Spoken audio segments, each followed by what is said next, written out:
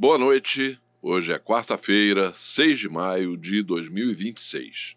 E este é o programa No Fio da História, produzido semanalmente pela Rádio Jornal Toda Palavra e exibido também em nosso canal do YouTube.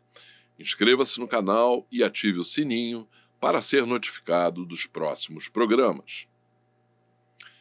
Mais uma vez, o Estado do Rio de Janeiro corre o risco de ter seus recursos tungados em uma manobra política orquestrada pelos estados não produtores de petróleo, ameaçando avançar sobre os royalties que, pela Constituição, pertencem ao povo fluminense e dos demais estados produtores. O plenário do STF começou a julgar a ação que tenta fazer prevalecer uma lei de 13 anos atrás, suspensa monocraticamente na época pela ministra Carmen Lúcia, justamente por inconstitucionalidade. Nosso analista político, Brizola Neto, que durante anos se debruçou sobre as questões do marco regulatório do petróleo, comenta essa questão, capaz de levar o Estado do Rio a uma perda, segundo cálculos da Firjan, de 21 bilhões de reais e, consequentemente, a bancarrota. Foi de Brizola Neto, como deputado federal pelo PDT, a autoria da lei de 2013, que determinou o destino de 100% dos royalties da exploração do pré-sal para as áreas de educação e saúde. Ainda nesta edição de No Fio da História, Brizola Neto analisa temas importantes ligados à soberania brasileira, como a discussão no Congresso da criação de uma legislação regulatória para a exploração e beneficiamento das terras raras no Brasil, e a retomada das operações da Avibraz, a maior fabricante de armas do país, depois de 4 anos de paralisação. Ao final do programa, veja os clipes históricos selecionados pelo Centro de Memória Trabalhista. Não perca!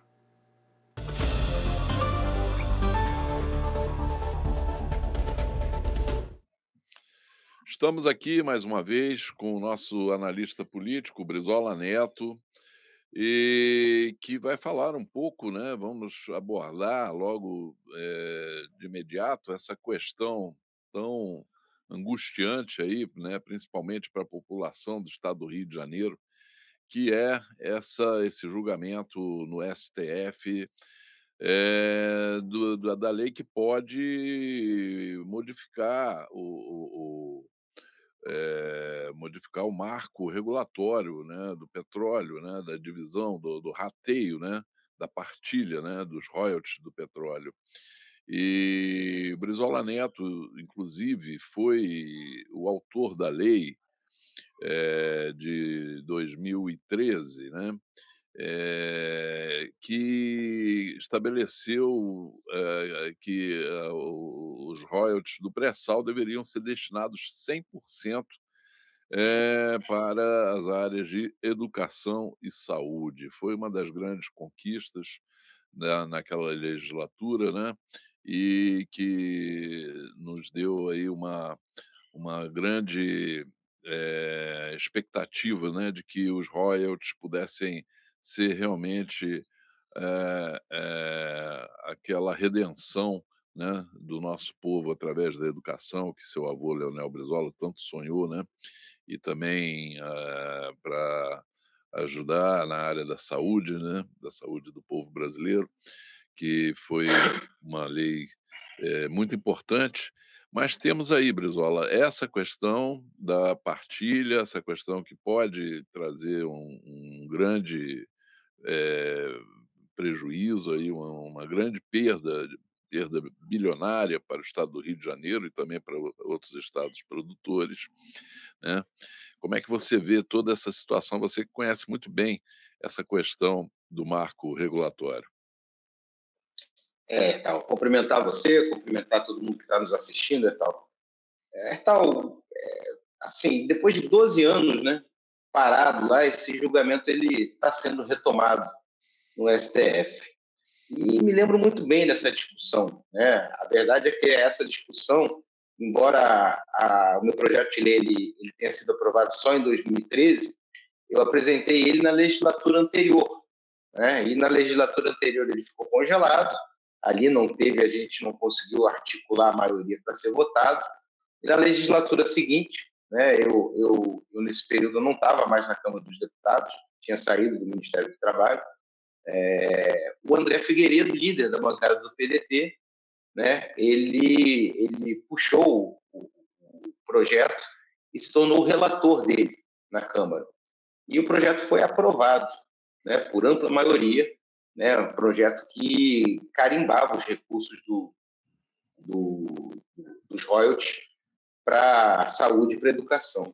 E assim, eu me lembro bem como é que foi essa discussão. Na época, eu era presidente de uma das 3 comissões que mudaram o marco regulatório do petróleo.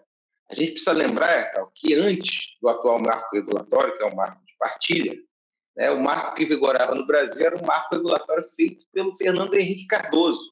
E a gente se lembra, né, no governo privatista do PSDB, ele terminou com o monopólio estatal da Petrobras e criou o regime de concessões, entregando as reservas de petróleo brasileiras para as multinacionais estrangeiras, né, principalmente para aquele grupo de 7 irmãs, grandes empresas petrolíferas, e abriu, né, completamente, né, as nossas reservas para exploração estrangeira.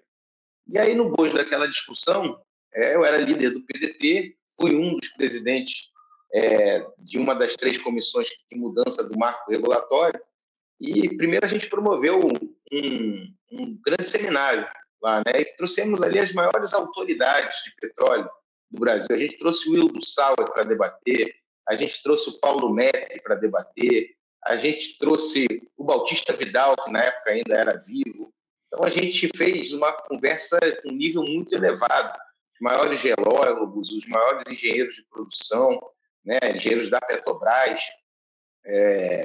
para fazer a discussão lá no Congresso Nacional. A gente fez um grande seminário. E, claro, ali naquela discussão, o sonho de todo mundo ali era a retomada do monopólio estatal, né? A ideia era retomar a Petrobras como ela foi criada pelo presidente Getúlio Vargas, né, que detinha um monopólio da produção, exploração, refino, distribuição do petróleo no Brasil. Era aquela ideia de que o Estado devia comandar esse setor estratégico, né? A gente vê hoje o mundo em guerra por causa do petróleo.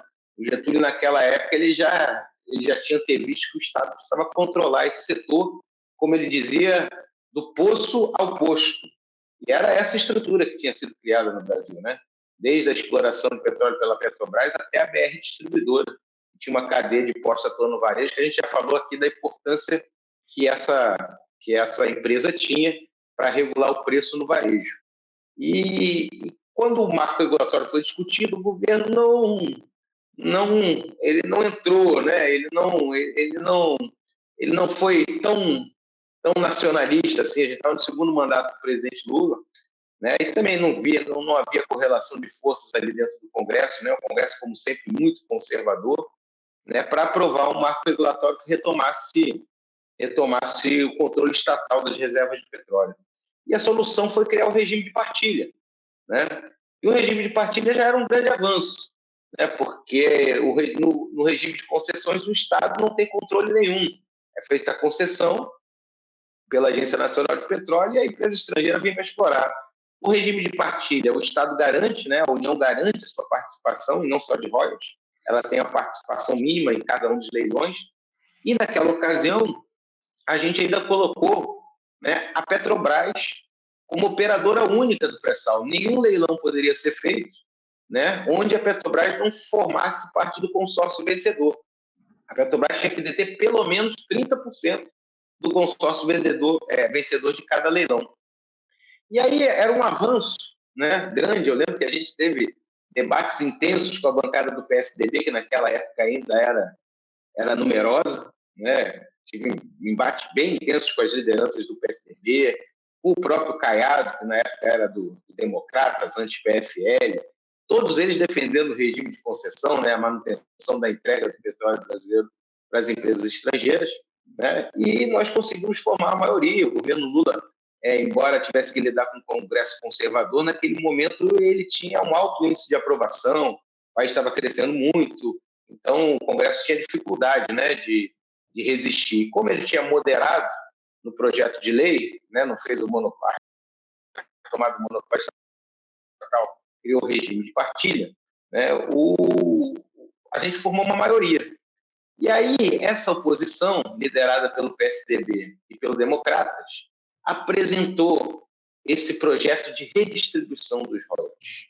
E, claro, né, um projeto que dentro do Congresso Nacional tem um apelo muito grande, porque os outros estados, os deputados federais de outros estados, eles querem botar a mão no royalty dos estados produtores, o que, aliás, é uma grave inconstitucionalidade, né, porque a Constituição é muito clara, né, a Constituição ela diz que o royalty é uma indenização, né, a retirada de riquezas naturais não renováveis, né, de estados produtores. A Constituição fala em estados produtores, né, e um projeto de lei não tinha capacidade de revogar, né, esse dispositivo constitucional, e ele foi aprovado. E aí, quando foi aprovado, né, lembro que só a bancada do Rio de Janeiro e a bancada do Espírito Santo, que era outro grande produtor de petróleo, votou contra esse projeto de distribuição, que causa um prejuízo enorme, né? Principalmente ao estado do Rio de Janeiro, que hoje produz mais de 80% do petróleo nacional. E a gente apresentou aí sim esse projeto de lei, né, porque a gente tinha uma experiência muito grande aqui no Rio de Janeiro. Então, o Rio de Janeiro, há muito tempo já recebia royalties, aliás, desde o governo Brizola, que iniciou o pagamento de royalties pela Petrobras como indenização do governo do estado do Rio de Janeiro, e a gente viu uma aplicação muito ruim, principalmente dos municípios. Eu me lembro que tive um município lá em Rio das Ostras que pegou o recurso de royalties para fazer uma calçada de porcelanato. Na época, os grandes produtores eram Campos, Macaé, Rio das Ostras, né? E esses municípios gastavam muito mal, gastavam com shows, tinha uma espécie de farra dos recursos dos royalties, né? E nós tivemos um jeito de, pelo menos, garantir que a destinação desses royalties fossem aplicados em setores estratégicos, né? Principalmente na educação. O nosso compromisso com a educação de tempo integral ele tem que ser um compromisso no mérito, né, de defender a educação pública em tempo integral, como o Brizola fez aqui no Rio de Janeiro, o CIEP, a garantir financiamento para isso, né? Porque os críticos sempre disseram que a educação de tempo integral era cara, né? A esses críticos aí o Brizola respondia que cara é ignorância, né? Então a gente apresentou esse projeto de lei que foi aprovado só na legislatura seguinte, com a relatoria do André Figueiredo. O projeto de lei, inclusive, foi muito elogiado, viu, Etal, por um grande educador que já fez parte do PDT, que foi o senador Cristóvão Buarque. Cristóvão, em artigo no jornal O Globo, disse que esse projeto de lei, de nossa autoria, ele foi o projeto mais importante aprovado naquela legislatura.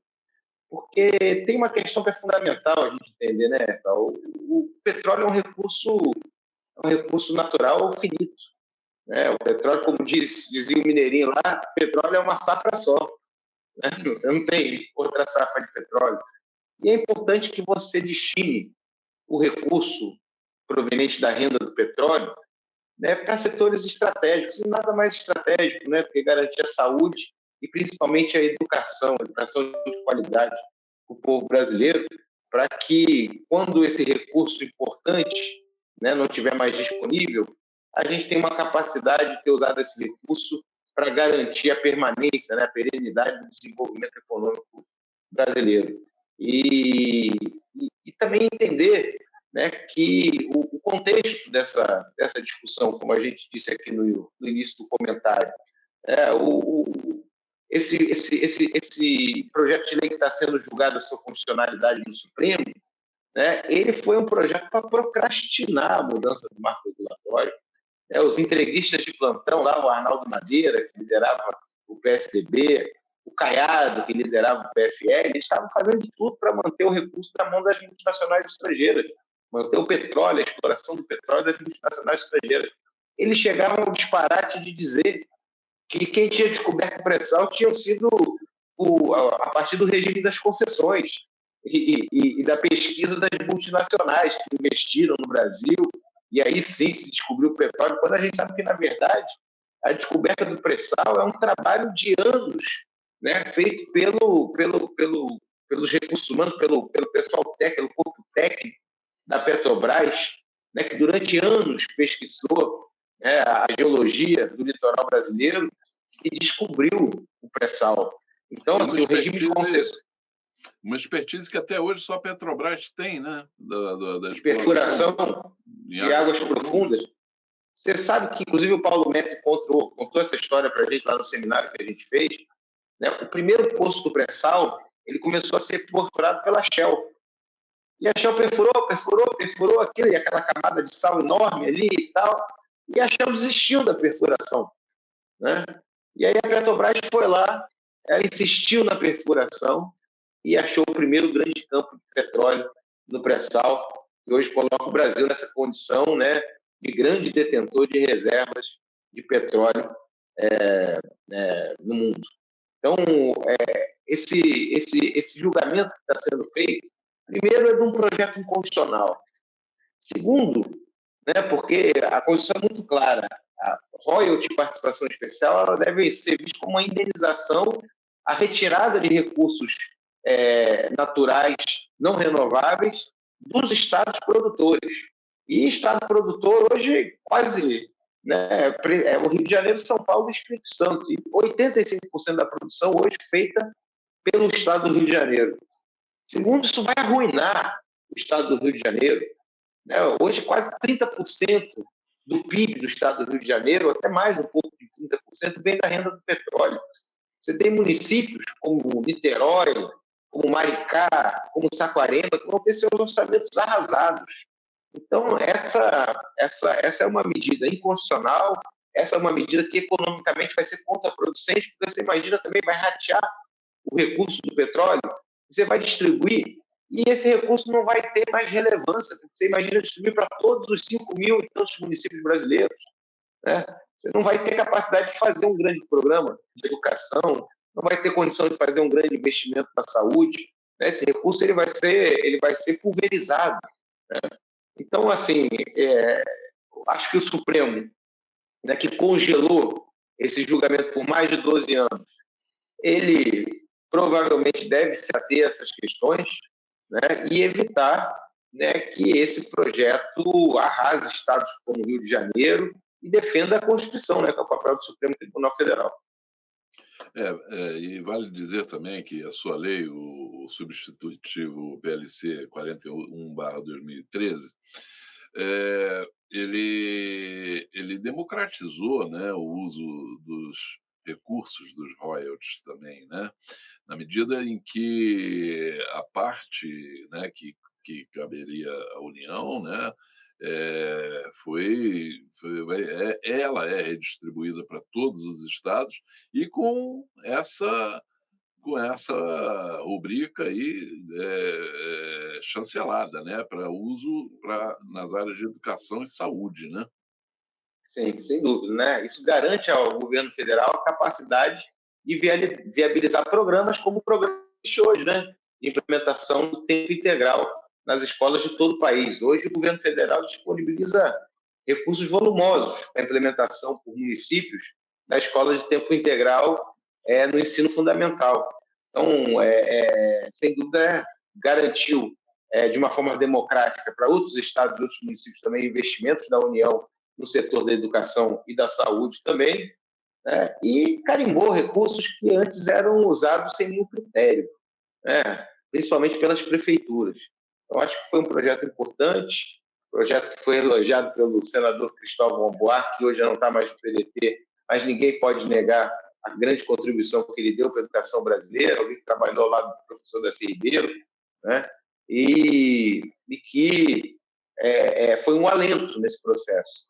Né? O resultado final daquele momento foi que a gente conseguiu mudar o marco regulatório, não recuperamos o regime de concessões, né? Mas implementamos um regime de partilha com um detalhe importante. A Petrobras era a operadora única do pré-sal. Todos os consórcios tinham que botar a Petrobras como operadora daquele consórcio e a Petrobras tinha que ter pelo menos, no mínimo, 30% de participação em qualquer consórcio que fosse vencedor dos leilões. E uma outra coisa importante da gente lembrar, né, que essa lei, né, que embora não recuperasse o monopólio estatal, ela foi um marco de defesa da soberania nacional. Tanto é que depois do golpe de 2016, o golpe dado no governo Dilma, uma das primeiras medidas do governo do Michel Temer foi retirar a Petrobras como operadora única do pré-sal. Retirou a Petrobras como operadora única do pré-sal e isentou de impostos as empresas que viessem a participar dos leilões no Brasil.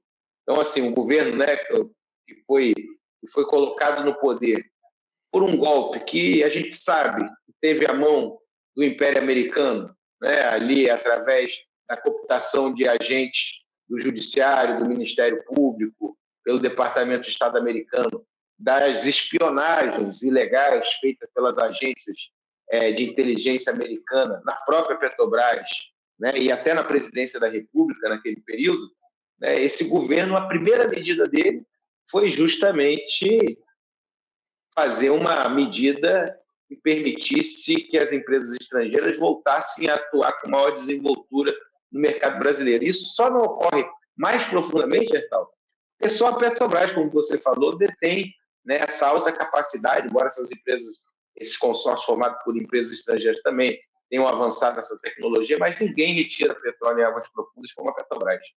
É verdade. Agora, também é preciso que se diga, em defesa principalmente do Estado do Rio de Janeiro, né, que antes mesmo, né, da distribuição dos royalties do petróleo, o Rio de Janeiro, o Estado do Rio, já era garfado, né, desde 1988, quando, ao contrário de toda a legislação tributária nacional, tiraram a taxação de impostos do petróleo, tiraram da origem e colocaram na venda, no consumo, ou seja, na bomba dos postos de gasolina, né? Então, o petróleo era o único produto, né, que não era tributado na sua origem, era tributado no consumo, né? Isso já foi uma coisa que, naquela época, principalmente, trouxe um prejuízo enorme para o Estado do Rio de Janeiro. Era uma coisa que o seu avô, no segundo governo dele, aqui no Estado do Rio, ele se debateu muito contra essa injustiça, contra essa discriminação do Estado do Rio de Janeiro, né? E agora querem dar a segunda garfada, né? Vamos. Não, o Estado do Rio de Janeiro, ele parece ser sempre o alvo, né, de vários desses setores, assim, muitas vezes até da União, né? A gente lembra dos governos de Brizola, né, que a gente não teve apoio nenhum do governo federal. Eu me lembro o meu avô Leonel Brizola falando que o projeto do CIEPS foi realizado exclusivamente por recursos do Estado, que não houve aporte de um único centavo do governo federal, né? Essa garfada do petróleo é uma coisa inexplicável, porque o petróleo é o único produto que é cobrado o ICMS no consumo e não na produção.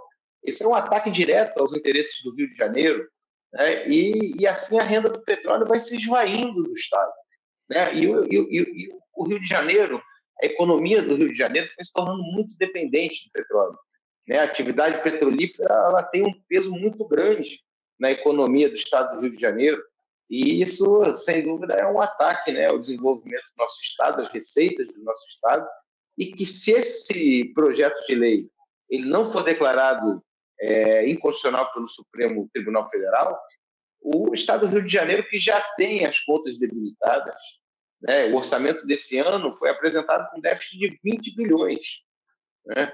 Então, assim, o Estado do Rio de Janeiro já tem uma dívida com a União pesada, que consome aí quase 9% do orçamento do Estado, né?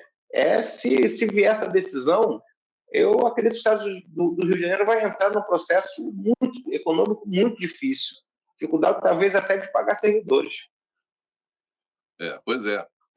E outra discriminação escandalosa contra o Estado do Rio de Janeiro, também daquele período do segundo governo Brizola, foi o gasoduto construído, né, que levou o gás da bacia de Campos, né, para a região sul, para São Paulo, mais especificamente, né? Só que o gasoduto não entrou, não passou pelo Rio de Janeiro. Ele deu uma volta, ele fez um desvio, era governo Itamar, e curiosamente foi um desvio lá para o Juiz de Fora, né? É, e construíram esse gasoduto, levando gás do estado do Rio, dos campos petrolíferos fluminenses, para São Paulo, sem beneficiar o estado do Rio. Isso aconteceu durante o segundo governo Brizola. Também foi uma discriminação assim denunciada enfaticamente pelo seu avô, né? E que o Rio de Janeiro sofreu, né? Bom, estamos agora diante dessa aí, vamos ver, né, se fazem justiça para o Estado do Rio, né? Vamos aguardar a decisão do Supremo, né? E lembrar, né, que essa questão do gasoduto, ela é um golpe duro na industrialização do Estado, né? Porque o fornecimento de gás, ele é fundamental para o processo de industrialização, né? O Estado do Rio carece, né, de fontes energéticas baratas para ter produção industrial, né? E isso só agora, né, depois de mais de 4 décadas, 3 décadas, isso parece estar sendo corrigido, né? Com a Rota 3 aí, que está sendo construída, né? Com o terminal lá de Itaboraí, que vai trazer para o Rio de Janeiro de novo, né? Vai trazer de novo não, né? Vai trazer o gás do Rio de Janeiro para o estado do Rio de Janeiro, possibilitando ali um adensamento industrial, especialmente ali na região do leste fluminense. Exatamente. Bom, já que estamos falando de assuntos ligados à soberania, né, temos 2 pontos aqui para a gente tratar. Né? O primeiro, que é extremamente auspicioso, né, que é a volta da Avibraz, né? A volta da atuação da Avibraz depois de 4 anos de paralisação, né, a maior indústria bélica do Brasil, né, que esteve ameaçada, inclusive, de ser vendida, né, para conglomerados aí do complexo industrial militar americano, né? E agora a Avibraz volta a operar, né, no momento em que a gente vê, dentro desse quadro geopolítico mundial, a importância do desenvolvimento, principalmente de mísseis, né, de defesa, né? Como é que você vê esse retorno da Avibraz, Brizola? É muito importante, né? Você vê a questão geopolítica, né? Pegando fogo no mundo, né? Você vê aí o avanço do império, especialmente sobre países que têm grandes reservas de petróleo, né? O que aconteceu na Venezuela, né? Agora essa investida do Trump contra o Irã, onde ele tem se dado muito mal, mas você vê lá a sanha, né, do Império Americano por fontes de petróleo, né? E o Brasil, como um dos países que detém as maiores reservas de petróleo, é muito importante que tenha uma estratégia soberana de defesa, né? Ainda mais agora com esse avanço do imperialismo sobre a América Latina. Os Estados Unidos vai sair expulso lá do oeste da Ásia, tudo indica, né? Perdeu suas bases militares, né? Está tendo uma atuação vergonhosa no Irã, né? E já perdeu essa guerra, né? Está buscando disfarçar a vergonha que ele passou lá e ter uma saída. Ele vai voltar suas atenções para a América Latina, e na América Latina, o país que detém os maiores alvos do interesse americano é o Brasil. O Brasil precisa ter uma estratégia de defesa que saia da doutrina Monroe, né? A gente tem que entender que a doutrina Monroe, de qual o Brasil foi signatário, ela não defende mais o Brasil, porque hoje o agressor é um dos membros, né, do Tratado do Rio de Janeiro, né, um dos membros. A estratégia de defesa do Brasil não pode ser mais liderada pelos Estados Unidos. E um país que não tem indústria bélica é um país que não tem indústria de defesa. Um país que depende da importação, né, de equipamentos militares de outros países, é um país que está vulnerável. É um país, aliás, o Brasil ainda tem uma grande vulnerabilidade, né, em relação a isso. Né? A Avibraz ela pode corrigir um pedaço disso, mas o Brasil, as Forças Armadas brasileiras, por exemplo, depende do GPS americano. Então, se os americanos vierem aqui, nossa estratégia de defesa está furada, porque nosso sistema de satélite de localização ele, ele é um sistema liderado pelos Estados Unidos. Então, a Avibraz é um passo importante. Né? Existem a retomada da Avibraz, que aconteceu ontem, na terça-feira, ela é um marco importante, a reincorporação de seus funcionários e, principalmente, a retomada de dois projetos estratégicos que tinham ali, né, de dois mísseis, um míssil balístico e um míssil de cruzeiro, que podem iniciar a recomposição de uma estratégia nacional e soberana de defesa para o Brasil. Exatamente. Né? A gente vê aí o que aconteceu na Venezuela, né? E olha que a Venezuela tinha sistemas não vinculados ao exército americano, não vinculados ao, ao, ao complexo industrial militar norte-americano, e mesmo assim, né, não teve condições de se defender ali. Né? Sim. E como que o Irã, né, justamente com suas capacidades, principalmente balísticas, né, capacidades de mísseis, né, de última geração, que estão sendo desenvolvidos lá há vários anos, está impondo essa derrota aos Estados Unidos naquela guerra. Né? E é importante assim, a gente entender, aliás, é bom citar o nosso comandante Farinado, né, que ele foi um lutador pela recuperação da Avibraz, né, Sim, há tempos reunindo pessoas, né, mobilizando setores do governo, mobilizando a população, o sindicato dos metalúrgicos para a retomada da Avibraz. Né? E o comandante Farinado ele falou com muita clareza, assim, porque as pessoas às vezes desdenham, né? Ah, uma indústria bélica brasileira, né, não vai ter capacidade de desenvolver projetos, né, de alta tecnologia. Isso é uma grande inverdade. Né? A gente tem, por exemplo, o exemplo da Embraer, né, que é líder, né, na produção, líder não, mas ela tem uma grande participação no mercado em todos os setores da aviação. Ela faz aviação empresarial, ela faz aviação comercial, mas ela também faz aviação militar. Você tem esse cargueiro que a Embraer fez agora, o KC-90, né, que está ganhando mercado mundial.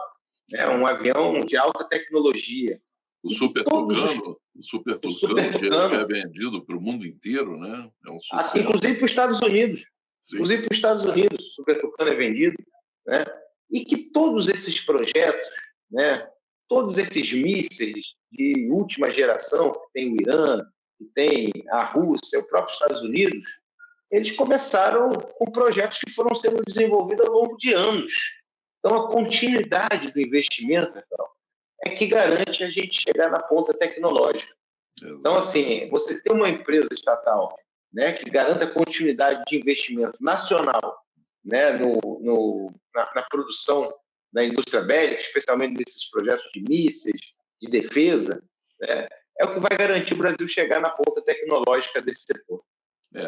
Não, e capacidade o Brasil tem. Você vê o projeto do submarino nuclear brasileiro, é um projeto de ponta, extraordinário, é um projeto que o mundo inteiro está de olho, porque é tecnologia brasileira, né, e prometendo, né, trazer uma capacitação bélica, né, para esse submarino, que o colocaria entre os mais importantes do mundo, né, nessa, nessa condição. Então, É, o país tem todas as condições, né, de produzir o seu próprio armamento. Né? Acho que já houve um passo importante que foi dado também com os caças Gripen, né? Que houve transferência de tecnologia, né? Sueca, né? Para o Brasil, e esse realmente é o caminho, né? Nesse mundo aí conturbado aí, ninguém pode se dizer que está sossegado, né, Brizola? E ainda mais entregar sua defesa, né, ao comando americano, né? É, Você vê que o americano agora pode ser o grande inimigo que nós temos aí, que está de olho nas nossas riquezas naturais. E pior do que isso, né? Você olha lá, por exemplo, aquelas petromonarquias que dependiam da compra de equipamentos americanos, ficaram na mão. Os Estados Unidos se conteve ali em ajudar Israel e largou o abastecimento dessas petromonarquias ali, que ficaram sem nenhuma capacidade de defesa nessa guerra com o Irã. Então, assim, depender dos Estados Unidos é você ficar na mão do seu agressor. Bom, e temos aí agora também a discussão lá no Congresso da lei das terras raras. É uma proposta, né, de uma política, né, para o país de terras raras, coisa que não existe ainda, né, e que, enfim, não tem o que a gente, né, vem defendendo, que seria a criação de uma estatal para exploração e beneficiamento, né, dos nossos recursos, que seria a Terrabras, né, a exemplo da Petrobras, que foi criada por Getúlio Vargas para explorar e tem feito com tanta eficiência, uma das maiores petroleiras do mundo, né? Mas, pelo menos, há uma discussão sobre a necessidade, né, de se criar normas e regras para a exploração desses minerais aqui. O que você vê? Como que você vê isso agora? É impressionante, né, Tal? Que anos depois a história se repete, né? É, A incapacidade da gente retomar, né, retomar um Estado que seja indutor do crescimento econômico, mais do que indutor do crescimento econômico, um Estado que seja protagonista no processo de desenvolvimento nacional e dos setores econômicos estratégicos, como fez o Getúlio, como faz a China e como faz os Estados Unidos também, entendeu? Você pega lá o orçamento de defesa lá, eles botam lá 1,5 trilhão agora no orçamento de defesa para financiar as empresas privadas americanas, mas que estão todas sob o controle do Pentágono, né? Então, o Estado controla os setores estratégicos, né? A própria questão da indústria petrolífera lá nos Estados Unidos também é controlada pelos setores estratégicos, são empresas americanas que atuam lá na produção de petróleo. Então, aqui, né, essa medida, ela é uma medida intermediária, né? Você sai da desregulamentação completa, né? Você que está permitindo, inclusive, que essa empresa, né, o SA Terras Raras, né, usa terras raras, comprou a Serra Verde lá em Goiás e comprou sem nenhuma regulamentação. A gente não sabe o que eles vão fazer, e provavelmente vão simplesmente pegar, né, a matéria-prima e vão exportar sem nenhuma agregação de valor, né, vão levar para os Estados Unidos sem nenhuma agregação de valor. Então, essa é uma medida intermediária. Eu vi, inclusive, uma entrevista do relator, do Arnaldo Jardim, ele falando justamente isso. Olha, nós não fizemos a opção do Estado interventor da economia, nós acreditamos no Estado regulador, né? Mas que vai dotar o Estado brasileiro, pelo menos, de condição de regular, através do Conselho Nacional de Terras Raras, né, os investimentos, os empreendimentos e os investimentos que forem feitos nesse setor.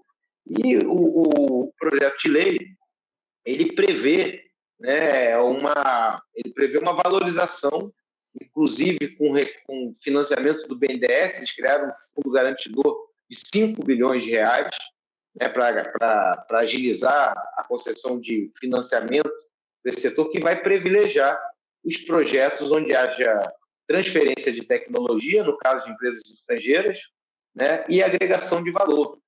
né, dessa cadeia, desenvolvimento de cadeia produtiva, prevendo o refino e o processamento desses minerais raros, para que o Brasil agregue valor, né? O Brasil não seja um mero exportador de commodities e desenvolva aqui toda uma cadeia produtiva.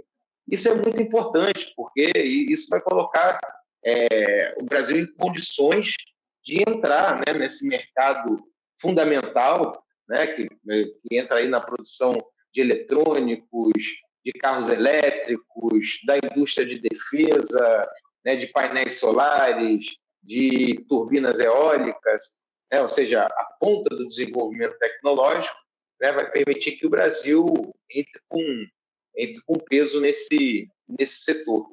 E agora, é sempre uma solução intermediária, né, Tal? A Terrabras, sem dúvida nenhuma, né, ou até assim, eu achava que a gente deveria, na verdade, era reestatizar a Vale, sabe? Porque a Vale é uma empresa que já teve muito investimento do Estado brasileiro, o Estado brasileiro tem maioria no Conselho, sabe? Eram soluções onde o Brasil realmente teria o controle, né? Porque a mera regulação do Estado ela é muito frágil, então, muito frágil. Eu me lembro quando o Fernando Henrique, no processo de privatização das empresas estatais, criou as agências reguladoras, né? E quebrou o monopólio da Petrobras e criou a ANP, né? Eu me lembro de duas questões lá que eu vivi lá de uma questão que eu vivi lá no Congresso Nacional. Eu era da Comissão de Minas e Energia e tal, e teve a Chevron, ela fazia produção num poço de petróleo aqui no Brasil, né?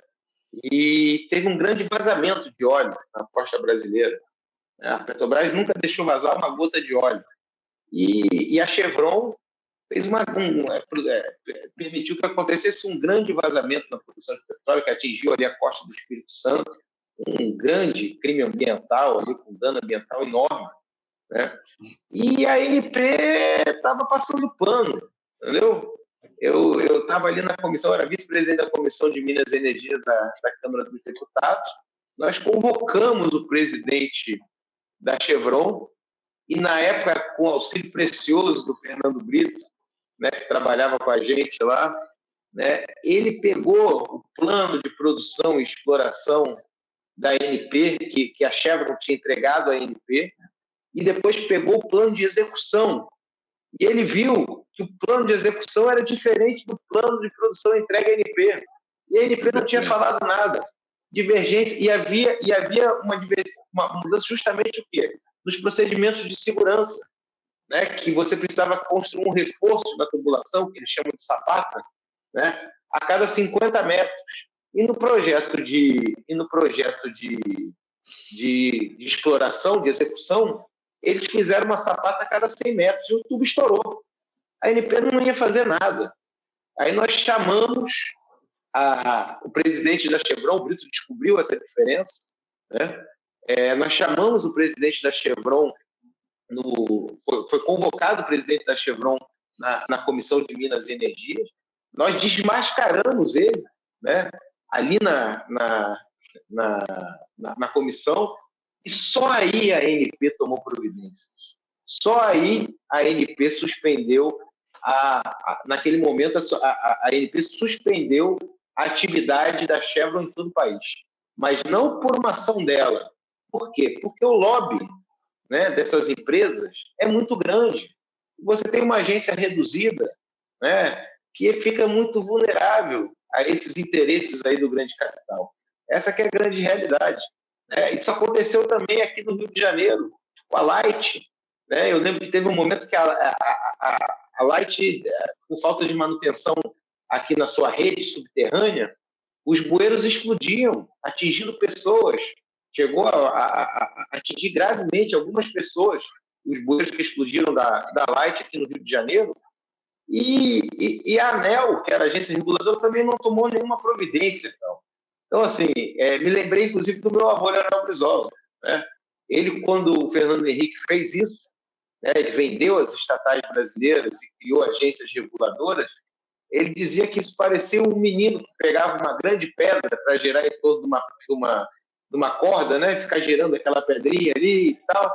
Só que a pedra era tão grande que, em vez da pedra girar em torno do menino, o menino que passou a girar em torno da pedra. Então, assim, o perigo desse conselho é ser a sua vulnerabilidade em relação ao lobby do grande capital, que pode, sim, né, fazer com que essa regulação não seja tão efetiva. Pois é.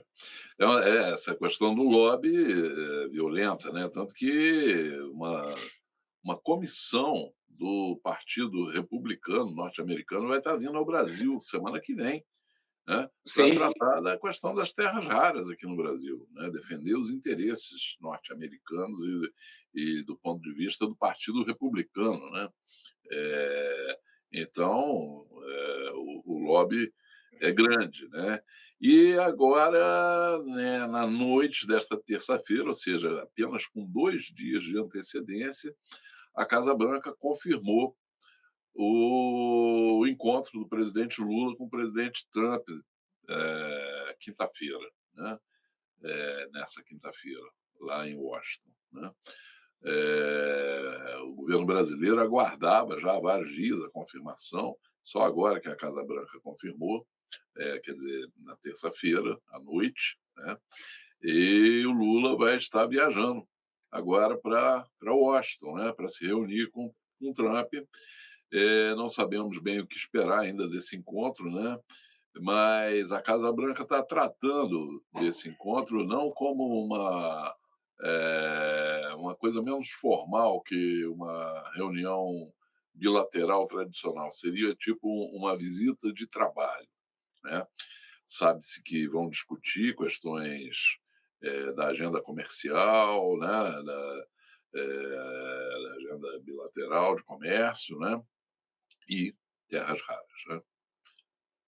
O que podemos é. esperar disso, Brizola? Ora, a gente espera que o presidente Lula reafirme o discurso que vem fazendo, né? A gente tem que se proteger desse ataque neocolonial, né, patrocinado pelo governo dos Estados Unidos, inclusive do desrespeito ao governo federal, né? Porque essa comissão, né, que vem lá do Senado americano para fazer lobby aqui no Brasil, né, durante aí o processo de votação, né, desse marco regulatório das terras raras, ela vem para conversar com parlamentares, né? Não é uma conversa de chefe de Estado para chefe de Estado, né? É um lobby escancarado no Congresso Nacional. Você imagina se a Petrobras fosse fazer lobby lá nos Estados Unidos, né, para ter umas concessões de xisto lá, né? Jamais o governo americano permitiria. Então, a gente espera que o governo Lula afirme a soberania nacional, né, e que ele reaja, né, a essa ação subterrânea do governo americano, que tenta aliciar senadores, tenta aliciar deputados, tenta aliciar governadores, como foi o caso do Caiado e do Zema, né, e afirme a soberania do país. O discurso do presidente Lula foi muito claro, né? Nós não podemos nos contentar em ser meros exportadores de commodities. Nós temos que ter preocupação, especialmente em relação às terras raras, de agregar valor à nossa produção e desenvolver aqui a tecnologia para entrar no mercado, né? Para que se desenvolva aqui uma cadeia produtiva das terras raras, que a gente possa produzir ímãs, que a gente possa produzir, né, as usinas eólicas, até porque nós temos grandes empresas nesses setores, né? Você tem, por exemplo, a WEG, lá de Santa Catarina, que é uma das líderes mundiais na produção de turbinas eólicas e que poderia já ser um elo fundamental aí dessa cadeia produtiva, né, onde as terras também. Então, acho que o presidente, sabendo, né, de uma conjuntura difícil, sabendo dos ataques americanos aqui no processo eleitoral brasileiro, sabendo das condições desfavoráveis do Congresso Nacional, né, ele tem que atuar com firmeza na defesa do interesse nacional e da riqueza natural brasileira. É isso aí. Bom, Brizola, ficamos por aqui, então, nesta edição de No Fio da História. Voltamos na semana que vem, convidamos aí os nossos telespectadores a estarem conosco aqui de volta na semana que vem. E vamos encerrar mais uma vez, como temos feito, com uma seleção de clipes aqui do Centro de Memória Trabalhista. Um abraço para você, até a próxima semana. Um grande abraço, Carl, até a próxima semana.